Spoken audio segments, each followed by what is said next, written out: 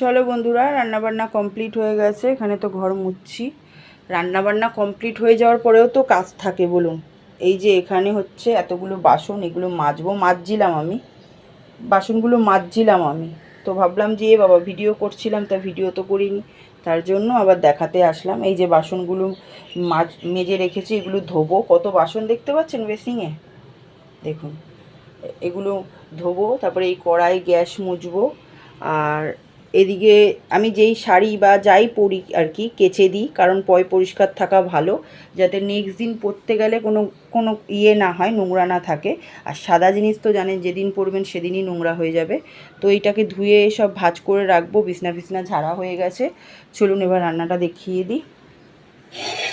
এখানে আছে ভাত, এখানে আছে বেগুন ভাজা, এখানে আছে বিট, আলু, গাজর সব ভাজা, এই যে কালো জিরে ফোড়ন দিয়ে।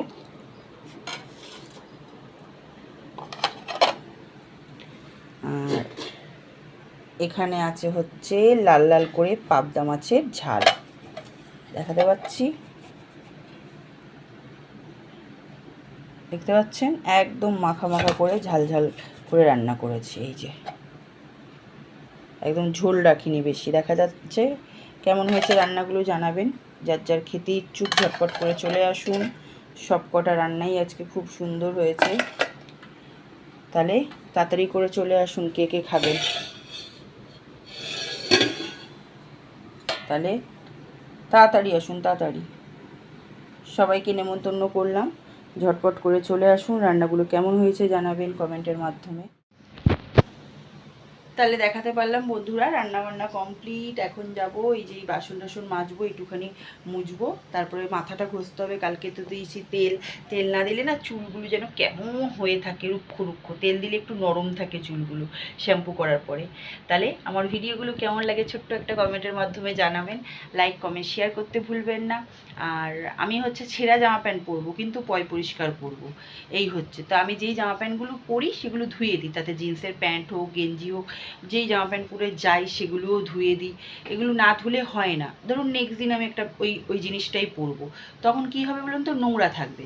তার থেকে পরিষ্কার, যতই সেন্ট দিই, একটা নোংরা তো থাকে, ঘামের কেন থাকবে? কেউ যেন বলতে না পারে যে তোমার গায়ের থেকে কিরকম ঘামের গন্ধ আসছে, বা তোমার জামা প্যান্টটা কি নোংরা কেন থাকবে, কেউ যেন বলতে না পারে। ছেঁড়া থাকুক না, পরিষ্কার করো।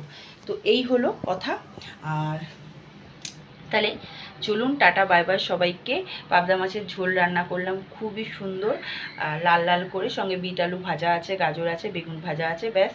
আর ওই লঙ্কাগুলো গোটা গোটা দিয়ে দিই, খাওয়ার সময় খুব সুন্দর লাগে, ঠিক ক্যাপসিকামের মতন গন্ধ আসে। তাহলে চলুন, টাটা বাই বাই। আবার দেখা হচ্ছে আপনাদের সঙ্গে নেক্সট ব্লগে। আমার ভিডিওগুলো কেমন লাগে জানাবেন। হ্যাঁ, ওই কালকে তো কাজের থেকে আসার সময় ভিডিও করলাম। র্যাপিডো বাইকে থাকি তো, হেলমেট থাকে মাথায়, টাকাস টাকাস টাকাস টাকাস, আর হাজার রাস্তায় তো বাম্পার দেওয়া থাকে। এই হলো, তো দেখিয়ে দিতে পারলাম। রান্না আছে, গোছানো আছে রান্না, চলে আসুন তাড়াতাড়ি করে।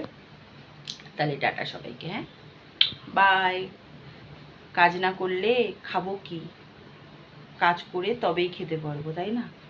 নাহলে তো না খেয়ে থাকতে হবে। কাজ না করলে না খেয়ে থাকতে হবে। কাজ হচ্ছে সব থেকে বড় মনের জোর। তাহলে টাটা, টাটা করছি, রাখছি না। দেখুন কত বেসিংয়ে বাসন, দেখতে পাচ্ছেন। তাহলে চলুন টাটা, এইবার রাখছি, টাটা।